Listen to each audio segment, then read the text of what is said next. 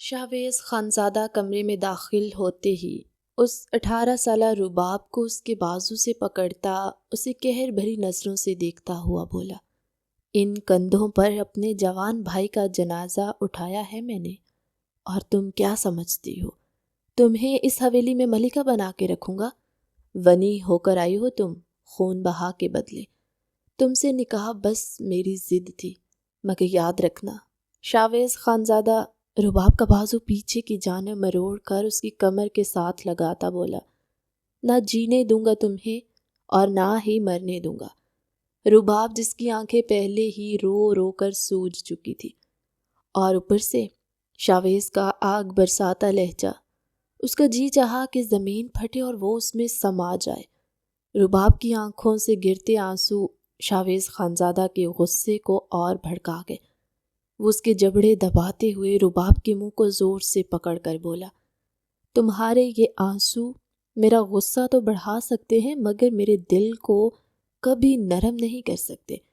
شاویز خانزادہ خوبرو جوان 29 سال کا باڈی بلڈر تھا۔ رباب جو اس سے 11 سال چھوٹی، اس کے سامنے نازک سی کانچ کی گڑیا تھی۔ شاویز نے جب رباب کا منہ چھوڑا تو وہ بالکل سرخ پڑ چکا تھا۔ اس نے اتنی زور سے اس کا منہ دبایا کہ شاویز کے ناخنوں کے نشان پڑ گئے۔ رباب کا بازو جھٹکتا ہوا وہ صوفے پر جا بیٹھا اور سامنے ٹیبل پر دونوں ٹانگیں رکھے بولا، ادھر آؤ اور میرے شوز اتارو۔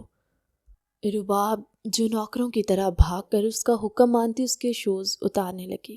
جب اٹھ کر جانے لگی تو شاویز نے اسے کہا، کہاں جا رہی ہو؟ میں نے تمہیں جانے کے لیے نہیں کہا۔ تو وہ وہیں رک گئی۔ میرے پاؤں دباؤ۔ شاویز جو بس ہر لحاظ سے اسے ٹیز کرنا چاہتا تھا، رباب بیٹھی اس کے پاؤں دبانے لگی۔ تقریباً 5 گھنٹے ہونے کو تھے۔ نیند سے اس کی آنکھیں بند ہو رہی تھی۔ شاویز جو اسے سختی سے حکم دیتا سو گیا۔ ساری رات وہ نہیں سوئے گی، مگر جب نیند سے بے حال ہوئی تو اسے پتہ ہی نہ چلا کہ کب وہ نیند کی وادیوں میں کھو گئی۔ رباب وہیں زمین پر بیٹھی شاویز خان کے قدموں پر سر رکھے نہ جانے کب سو گئی۔ ایسے ہی صبح ہو گئی۔ صبح شاویز خان کی آنکھ کھلی تو اس نے خود کو صوفے پر پایا اور رباب جو نیچے زمین پر بیٹھی اس کے پاؤں کے اوپر اپنا سر رکھے سو رہی تھی۔ ایک پل کو اسے یہ سب عجیب سا لگا۔ وہ رباب کے چہرے کی طرف دیکھنے لگا۔ اس کے بال بکھرے سے اس کے چہرے پر پھیلے ہوئے تھے۔ رباب کے گالوں پر اس کے ناخنوں کے نشان زخموں میں بدل چکے تھے۔ شاویز خانزادہ نے آگے بڑھ کر ایک پل کو اس کے گالوں کو چھوا اور اس کا جی چاہا کہ وہ اس نازک سے بدن پر اپنی من مرضیاں چلائے۔ اس سے پہلے شاویز کے جذبات بھڑکتے، وہ جلدی سے پیچھے ہٹا، اپنے دل میں سختی پیدا کرتا اپنے پاؤں کے ساتھ رباب کو جھٹک کر اسے اٹھانے لگا۔ بولا، یہ کیا بےہودگی ہے؟ تمہیں میں نے کہا بھی تھا کہ تم ساری رات نہیں سو گی۔ رباب جو کانپتے ہوئے لہجے میں بولی، سوری شاویز صاحب، مجھے پتہ نہیں چلا کب آنکھ لگ گئی۔ رکو، میرا نام لینے کی تمہیں کس نے اجازت دی ہے؟ آج کے بعد میرا نام تمہاری زبان پر آیا تو تمہاری زبان تمہاری گھتی سے کھینچ نکالوں گا۔ شاویز خانزادہ اسے وارن کرتا شاور لینے چلا گیا۔ جاتے ہوئے اسے حکم صادر کر گیا کہ جلدی سے میرے شوز پالش کرو اور میرے کپڑے یہاں پر مجھے ریڈی چاہیے۔ رباب جلدی سے شاویز کے کپڑے نکالنے لگی تو کنفیوز ہو گئی کہ وہ کون سی شرٹ نکالے، یہ نہ ہو وہ پھر غصہ کرے۔ خیر اس نے ڈرتے ڈرتے شاویز کا بلیک 3 پیس نکالا اور فرش پر بیٹھی اس کے جوتے پالش کرنے لگی۔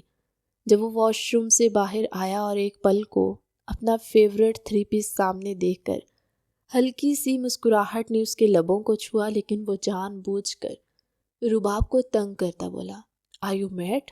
میں آفس جا رہا ہوں، کسی پارٹی پر نہیں جو اتنا تیار ہو کے جاؤں گا۔ رباب بولی، جی وہ مجھے تو ابھی کچھ نہیں پتا کہ آپ کی پسند کیا ہے، بس مجھے جو مناسب لگا میں نے نکال دیا، اگر آپ کہتے ہیں تو میں کوئی اور نکال دیتی ہوں۔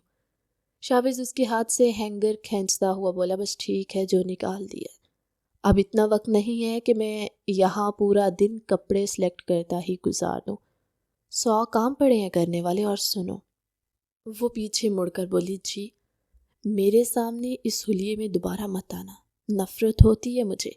میرے گھر کے ملازموں کا حلیہ بھی تم سے کئی درجے بہتر ہے. تم تو پھر میرے نکاح میں ہو.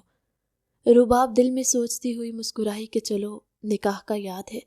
وہ جو بلیک 3 پیس پہنے بالوں کو جیل کے ساتھ سیٹ کرتا، خود پر پرفیوم کی بارش کرنے لگا کہ پرفیوم کی خوشبو سے پورا کمرہ مہک اٹھا. شاویز خانزادہ اس وقت کسی شہزادے سے کم نہیں لگ رہا تھا. پورے خاندان کی لڑکیاں اس کی بیوی بننے کے خواب دیکھتی تھی. وہ اپنا بلیک چشمہ پہنتا ہوا رباب کے پاس سے گزرنے لگا تو پھر رک گیا. چشمہ نیچے کرتے وہ اسے بغور گھور کر دیکھتا بولا، مجھے ناشتہ ٹیبل پر ریڈی چاہیے.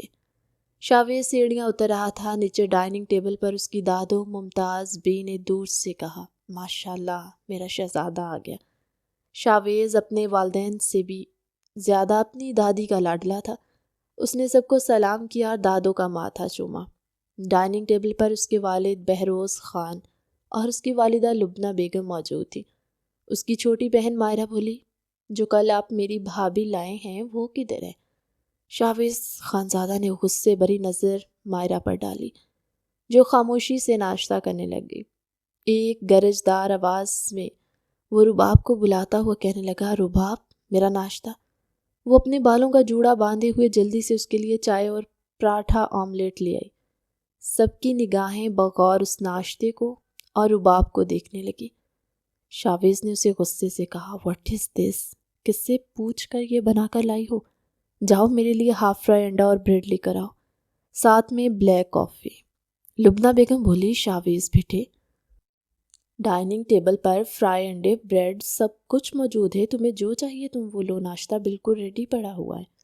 شاویز بولا، نہیں موم، آج سے میرا ناشتہ یہ بنائے گی، بلکہ میرا ہی نہیں سب گھر والوں کا ناشتہ یہی بنایا کرے گی. اسے میں یہاں کوئی ڈیکوریشن پیس بنا کر نہیں لے کے آیا کہ سب اس کا صرف چہرہ دیکھیں گے. گھر کے جتنے کام ہوگے یہ کرے گی، اور اگر یہ اف بھی کرے تو اس کا علاج میں خود کروں گا. رباب جلدی سے دوسرا ناشتہ بناتی ہوئی لے کر آئی. تب تک وہ اٹھ کر جانے لگا. رباب شاویز کو مخاطب کرتے کہنے لگی، جی ناشتہ تیار ہے. وہ بولا، اسے تم کھاؤ یا اپنے سر پر مارو، تمہاری وجہ سے میں لیٹ نہیں ہو سکتا. Go to heel. سب گھر والوں کے سامنے بے عزتی کرتا ہوا وہ باہر نکلا اور ڈرائیور نے بھاگ کر گاڑی کا ڈور اوپن کیا. شاویز کو سلام کرتا وہ گاڑی ڈرائیو کرتا باہر نکالنے لگا. شاویز کی دادو نے رباب کو کہا، بیٹا تم بھی ناشتہ کر لو، کیونکہ اس کے گھر والے بالکل اس حق میں نہیں تھے. رباب سے نکاح بھی تو شاویز کی ضد تھی.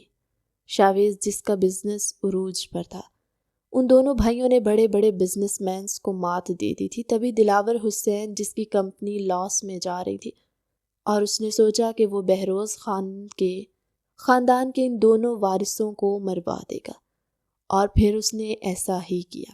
اس کا مقصد شاویز اور اس کے بھائی شمریز خان دونوں پر ایک ساتھ وار کرنا تھا.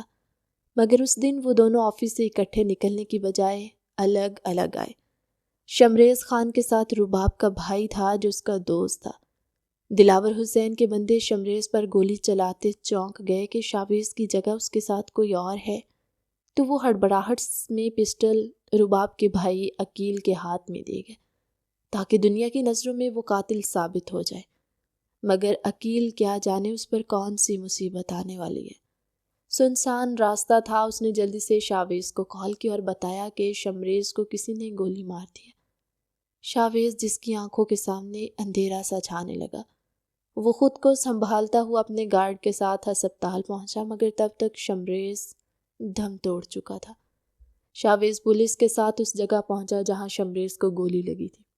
پولیس نے ثبوت اکٹھے کرنے چاہے تو انہیں وہاں سے پسٹل ملی جس پر عقیل کے فنگر پرنٹ تھے. اس کے علاوہ کوئی اور ثبوت نہ ملا.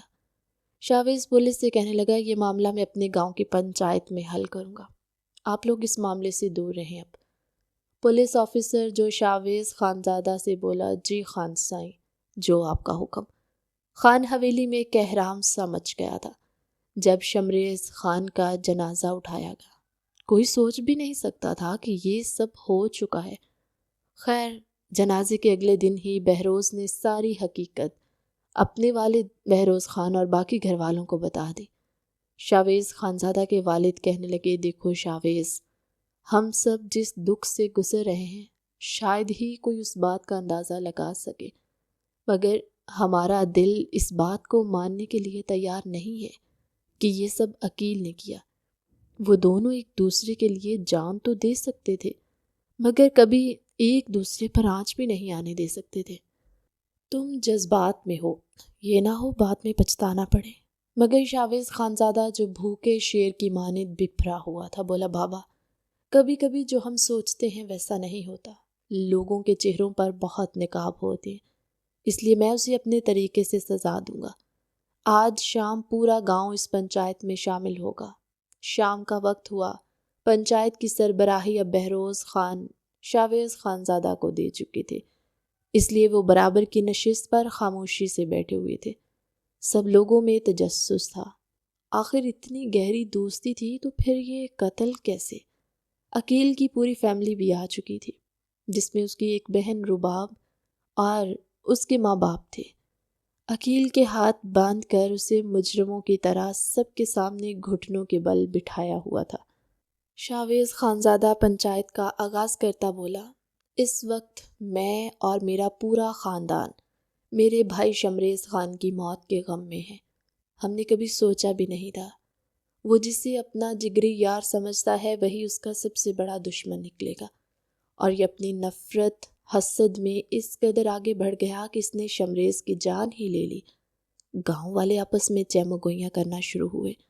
عقیل جو اپنی صفائی میں بولتا ہوا کہنے لگا، خان سائیں ہم پر اچانک حملہ ہوا تھا، مگر ان کا نشانہ شمریز تھا۔ پسٹل تو وہ لوگ میری گود میں پھینک گئے جس کی وجہ سے اس پر میرے فنگر پرنٹ آ گئے، مگر اللہ جانتا ہے میں بے گناہ ہوں۔ شاویز خانزادہ ایک دم کھڑا ہوا اور للکارتا ہوا بولا، بند کرو اپنی یہ بکواس، میں ابھی اپنے بھائی کے قاتل کو سزا سناتا ہوں۔ اسی بھری پنچایت میں عقیل کا سر قلم کیا جائے گا۔ عقیل کے بوڑھے والدین جو شاویز کے قدموں میں گر گئے اور بولا، خان سائیں یہ میرا ایک ہی بیٹا ہے، مگر یقین جانیے آپ کو کوئی غلط فہمی ہوئی ہوگی۔ عقیل شمریز پر جان دیتا تھا، وہ بچپن کی دوست تھے، یہ سب جھوٹ ہے۔ جب عقیل کی بہن ربا پر شاویز خانزادہ کی نظر پڑی تو وہ بولا، ایک شرط پر آپ کے بیٹے کی جان بخش دی جائے گی۔ خون بہا کے بدلے آپ اپنی بیٹی کا نکاح ابھی اور اسی وقت مجھ سے کریں گے، تب میں آپ کے بیٹے کو چھوڑ دوں گا۔ عقیل بولا، خان سائیں اس سے بہتر ہے آپ میرا سر قلم کر دیں۔ جب شاویز خانزادہ حکم صادر کرتا بولا کہ اس لڑکے کا سر قلم کیا جائے جس نے میرے معصوم بھائی کا قتل کیا۔ جو ہی عقیل کی گردن پر وار ہونے لگا، رباب بھری پنچایت میں بولی، خان سائیں میں آپ سے نکاح کرنے کے لیے تیار ہوں، مگر میری یہ شرط ہے، آپ دوبارہ کبھی میرے گھر والوں کو کوئی دھمکی نہیں لگائیں گے۔ اسی پنچایت میں شاویز خانزادہ اور رباب کا نکاح ہوا۔ وہ معصوم کہاں جانتی تھی کہ جتنا وہ ہینڈسم اور خوبصورت تھا اتنا ہی ظالم اور پتھر دل بھی ہوگا۔ خیر پنچایت ختم ہوگی اور شاویز خانزادہ جب گھر آیا تو اس کے ساتھ 18 سالہ رباب کو دیکھ کر ممتاز بیگم بولی، شاویز یہ لڑکی کون ہے؟ تو وہ بولا، دادو ابھی میں ایسی سچویشن میں نہیں ہوں کہ آپ کو کچھ بتاؤں، بابا آپ کو سب بتا دیں گے۔ وہ یہ کہتا ہوا رباب کا ہاتھ پکڑے اسے کھینچتا ہوا سیڑھیاں چڑھ رہا تھا۔ جب شاویز خانزادہ غصے میں ہوتا تو اس کے گھر میں سے کوئی بھی اسے نہ چھیڑتا۔ خیر آج رباب کا اس گھر میں دوسرا دن تھا اور وہ بالکل خاموش تھی۔ شاویز آفس چلا گیا تو ڈائننگ سے برتن اٹھانے لگی جب ممتاز بیگم کی نظر رباب کے چہرے پر پڑی جہاں شاویز کے ناخنوں کے نشان تھے۔ ایک پل کو ان کا دل پسیج سا گیا۔ انہوں نے رباب کو کام کرنے سے منع کیا اور ملازمہ کو آواز دی کہ رباب کے لیے ناشتہ لے کر آؤ۔ ممتاز بھی بولی، بیٹا تم ناشتہ کر کے اپنے کمرے میں جا کر آرام کرو۔ شاویز غصیلا اور ضدی ہے مگر دل کا برا نہیں ہے، ابھی وہ شمریز کی دکھ میں ہے۔ ہم لوگ جانتے ہیں تم بھی بے قصور ہو، مگر شاویز کو کون سمجھائے۔ رباب جس کے منہ پر چپ کا تالا لگا ہوا تھا وہ اٹھ کر کمرے میں چلی گئی۔ تھوڑی دیر بعد ممتاز بھی نے رباب کے لیے چند جوڑے بھیجے اور کہا، اپنے کپڑے بدل کر اپنا حلیہ درست کرو۔ رباب نے کمرہ سیٹ کیا، پھر اس نے شاور لیا، کپڑے چینج کیے، تھوڑی دیر کے لیے بیڈ پر لیٹی کہ سوچوں میں گم اس کی آنکھ لگ گئی۔ کیونکہ پچھلی رات بھی شاویز نے اسے سونے نہ دیا۔ تقریباً شام کے 6 بج گئے، وہ ابھی تک سو رہی تھی۔ جب شاویز کی گاڑی مین گیٹ سے انٹر ہوئی، گارڈز نے بھاگ کر گاڑی کا ڈور کھولا تو وہ اپنا کوٹ بازو پر رکھے حویلی میں داخل ہوا۔ ایک پل کو اس نے چاروں طرف نظر دوڑائی اور رباب کو ڈھونڈا، مگر وہ اسے کہیں نظر نہ آئی۔ لبنہ بیگم بیٹے کو خوش آمدید کہتی بولی، آؤ بیٹا بیٹھو، تمہارے بابا نہیں آئے ساتھ؟ وہ بولا، موم میرے سر میں درد تھا تو جلدی آ گیا، بابا ایک میٹنگ اٹینڈ کرنے کے بعد آ جائیں گے۔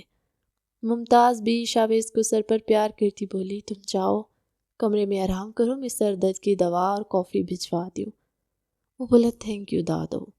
شاویز بھوجل سے قدموں کے ساتھ سیڑھیاں چڑھتا کمرے میں گیا۔ دیکھا سامنے بیڈ پر رباب ہوش کی دنیا سے بالکل بیگانہ گہری نیند سو رہی تھی۔ ایک پل کو اس کو غصہ آیا کہ اس کی ہمت بھی کیسے ہوئی میرے بیڈ پر لیٹنے کی۔ وہ تیز قدم اٹھاتا اس کے قریب گیا، اسے جگانے لگا، مگر اس کے قریب ہوتے ہی اس نے اپنے ہاتھوں کو روک لیا۔ وہ اس پر جھکا ہوا اسے دیکھ رہا تھا، اس کے بال کھلے اس کے چہرے پر سے ہٹاتا وہ اسے دیکھنے لگا۔ آخر جوان مرد تھا، اور جو بھی تھا وہ اس کے نکاح میں تھی، اس پر حق رکھتا تھا وہ۔ رباب کو اپنے چہرے پر گرم سانسوں کی تپش محسوس ہوئی تو وہ ہڑبڑا کر اٹھی۔ اس نے اپنے اوپر جھکے ہوئے شاویز کو دیکھا تو اس کی سانسیں بے ترتیب سی ہونے لگی۔ وہ تیز تیز سانس لیتی اٹھ کر بیٹھنے لگی، مگر شاویز کے چٹان جیسے سینے سے ٹکرا کر دوبارہ بیڈ پر گری۔ رباب میں اتنی ہمت نہیں تھی کہ وہ مسلسل شاویز کی نظروں میں دیکھ سکتی۔ وہ اس کے نیچے سے سرکنے لگی جب شاویز نے اس کے دونوں ہاتھوں کو اپنے ایک ہاتھ میں پکڑا اور اوپر کی جانب کر دیا۔ رباب جو بالکل بے بس ہو گئی اور اب شاویز کی گرفت میں پھڑ پھڑانے لگی۔ شاویز اس کے چہرے کے قریب ہوتا اس کے خوف میں مزید اضافہ کرتا بولا، تم میری دسترس میں ہو، جو چاہوں گا تمہارے ساتھ کروں گا۔ رباب کپ کپاتے ہوئے لہجے میں بولی، خان سائیں ہمارا کوئی قصور نہیں ہے، خدا کے لیے مجھے کسی ایسے گناہ کی سزا مت دیں جو میں نے کیا ہی نہیں ہے۔ شاویز نے اس کے لبوں کو اپنی گرفت میں لیتے اسے چپ کروا دیا۔ وہ جو کافی دیر اس کے ہونٹوں کا جام پیتے اپنے جذبات کو مدھم کرنے کی کوشش کر رہا تھا، مگر اب جذبات سنبھلنے کی بجائے مزید بھڑک اٹھے تھے۔ رباب جو شاویز کو پیچھے کرتی رہی، مگر وہ جنونی سا ہو گیا تھا۔ اس کے ہونٹ کو اپنے دانتوں میں دبائے زور سے وہ کٹ لگا گیا۔ جب رباب درد سے کراہ اٹھی تو شاویز نے اپنی گرفت کو ڈھیلا کر دیا۔ وہ جلدی سے شاویز کو پیچھے دھکیلتی اس کے باہری بھرکم وجود کے نیچے سے نکلنے لگی۔ رباب بڑی معصومیت سے شاویز خانزادہ کو اپنا ہونٹ دکھاتے بولی، خان سائیں آپ بڑے بے رحم ہیں، یہ دیکھیں میرے ہونٹ سے خون نکل رہا ہے۔ شاویز جو بیڈ پر سیدھا آنکھیں بند کر کے لیٹ گیا۔ رباب واش روم میں اپنے ہونٹ کو پانی سے دھو کر صاف کرتی باہر آئی۔ خون تو رک گیا، مگر اس کا ہونٹ سوج چکا تھا۔ ملازمہ نے کمرے کا دروازہ نوک کیا اور شاویز کی اجازت پا کر وہ کمرے میں آئی اور کافی اور دوائی میز پر رکھتی بولی، صاحب جی بڑی بی نے آپ کے سر درد کی دوا بھیجی ہے، ٹھیک ہے تم جاؤ یہاں سے۔ رباب جو سامنے صوفے پر بیٹھی نظریں جھکائے ہوئے تھی کہ شاویز خانزادہ اسے حکم صادر کرتا بولا، یہ دوا مجھے کھلاؤ۔ وہ ہچکچاتی سی اٹھی اور شاویز سے بولی، یہ لیں ٹیبلٹ کھا لیں۔ شاویز دھاڑ کر بولا، خود کھلاؤ مجھے۔ رباب نے اس کے منہ میں ٹیبلٹ ڈالی اور پانی کا گلاس اس کے منہ کے ساتھ لگایا۔ وہ جو گلاس کے اوپر سے رباب کے ہونٹ کو دیکھ کر بولا، یہ زخم تو کچھ بھی نہیں ہے، ابھی تو تمہارا وہ حال کروں گا کہ تم اپنے قدموں پر کئی دن چل نہیں سکو گی۔ رباب کا سانس ہچکی سی بن کر اس کے گلے میں اٹک گیا۔ رباب پھر صوفے پر جانے لگی تو شاویز بولا، ابھی میرا سر دباؤ۔ رباب رکی، اس کے پاس بیڈ پر بیٹھی اس کا سر دبانے لگی۔ کچھ ہی دیر میں شاویز کی آنکھ لگ گئی اور کروٹ لیتا رباب کی گود میں سر رکھ گیا۔ رباب بھی جو سب کچھ بلائے بڑی غور سے شاویز کا چہرہ دیکھنے لگی۔ وہ سوچنے لگی اگر یہ سب نارمل انداز میں ہوتا تو کتنا اچھا تھا۔ وہ اس کا سر دباتی بڑے پیار سے اس کے بالوں میں انگلیاں پھیرنے لگی۔ شاید کچھ ہی دیر میں شاویز خان بھی جاگ گیا تھا، مگر وہ جان بوجھ کر آنکھیں بند کیے ایسے لیٹا رہا جیسے وہ سو رہا ہو۔ جب اس نے رباب کی محبت دیکھی، اس کی محبت کو محسوس کیا، تو شاید اسے بھی سکون محسوس ہو رہا تھا۔ رباب جو بیڈ گراؤنڈ سے ٹیک لگا گئی۔ رات کے تقریباً 10 بج گئے تھے جب ملازمہ لوگوں کو بلانے آئی کہ رات کا کھانا لگ چکا ہے، آپ لوگ آ جائیں۔ وہ دروازے پر ہی آواز دے کر چلے گی۔ شاویز انگڑائی سی لیتا ہوا اٹھا۔ اس کی نظر رباب کے ہونٹ پر پڑی تو اس نے سوچا، سب کی نظر اس پر پڑے گی تو اسے یہ سب اچھا نہیں لگے گا۔ وہ رباب سے بولا، تم یہیں کمرے میں رہو گی؟ تمہاری یہ اوقات نہیں ہے کہ تم خان فیملی کا حصہ بن کر ان کے ساتھ ڈائننگ ٹیبل پر بیٹھو۔ ملازمہ تمہیں کھانا دے جائے گی۔ رباب جو شاویز کا کبھی گرم کبھی سرد لہجہ حیرانگی سے بھانپنے کی کوشش کر رہی تھی، مگر وہ چپ رہی۔ شاویز اپنے بال سیٹ کرتا ہوا کمرے سے نکلا، ڈائننگ ٹیبل پر گیا جہاں سب لوگ موجود تھے۔ ممتاز بھی بولی، شاویز بیٹے، کیا رباب نہیں آئی؟ دادو، آپ اسے اتنی امپورٹنٹ مت دیں، وہ بیزاری سے بولا۔ وہ بس اس گھر میں ایک سزا کاٹے گی، اس سے بڑھ کے کچھ نہیں۔ آپ اسے فیملی کا حصہ مت مانیے، نہ کہ وہ کبھی اس خاندان کا حصہ بنے گی۔ اب چھوڑیں ان باتوں کو، کھانے کا مزہ کیوں خراب کر رہے ہیں؟ سب لوگ کھانا شروع کرو، اور اس کے کھانے کی فکر مت کریں، ملازمہ اس کا کھانا اسے کمرے میں دے آئے گی۔ بہروز خان بولے، اگر رباب اس خاندان کی بہو نہیں ہے تو پھر ہم تمہاری شادی کروانا چاہتے ہیں تاکہ خان فیملی کی نسل آگے بڑھے۔ شاویز بولا، بابا فکر نہیں کریں، یہ سب بھی ہو جائے گا اور جلد ہی ہوگا۔ وہ اپنی بات سے یہ تصدیق کر گیا تھا کہ وہ دوسری شادی کرے گا۔ مائرہ جو ابھی ان باتوں کو سمجھنے سے قاصر بولی، اس کا مطلب میری 2 بھابیاں ہوں گی؟ مگر شاویز بھائی، رباب بھابی تو ہم سے بات بھی نہیں کرتی، چپ چپ رہتی ہیں۔ مجھے تو اپنی بھابی دوست جیسی چاہیے تھی۔ شاویز نے ہلکی سی تھپکی اس کے سر پر لگائی اور کھانا کھانے لگا۔ جب شاویز کے نمبر پر مشل کی کال آئی، وہ کال کٹ کرتا اسے میسج کرنے لگا کہ تم سے بعد میں بات کرتا ہوں۔ مشل جو پہلے دلاور حسین کے ساتھ اپنا وقت رنگین کر چکی تھی، مگر جب اس نے دیکھا کہ شاویز خانزادہ جو نہ صرف بزنس میں ٹاپر ہے بلکہ خوبصورتی میں بھی شہزادہ لگتا ہے، تو وہ اپنی محبت کی شاویز کو پھنسانے کی کوشش کر رہی تھی، مگر شاویز جو اس میں کچھ خاصا انٹرسٹڈ نہیں تھا۔ رات کا کھانا کھانے کے بعد سب لوگ ایک دوسرے کو شب بخیر کہتے اپنے اپنے کمروں میں چلے گئے۔ شاویز کمرے میں گیا تو رباب کھانا کھا رہی تھی۔ تب وہ ایک سائڈ پہ کھڑا مشل کو کال کر کے اسے بات کرنے لگا۔ شاید وہ صرف رباب کو سنانے کے لیے یہ سب کر رہا تھا، کیونکہ آج سے پہلے شاویز نے کبھی سیدھے منہ مشل سے بات نہیں کی تھی۔ ایک وہی تھی جو ہر وقت اس کے سر پر سوار رہتی تھی۔ مشل شاویز کی کال اٹھا کر بولی، مجھے پتا تھا شاویز، ایک نہ ایک دن تمہارے دل تک میری محبت اپنی دستک ضرور دے گی اور تم ضرور میری طرف پلٹ کر آؤ گے۔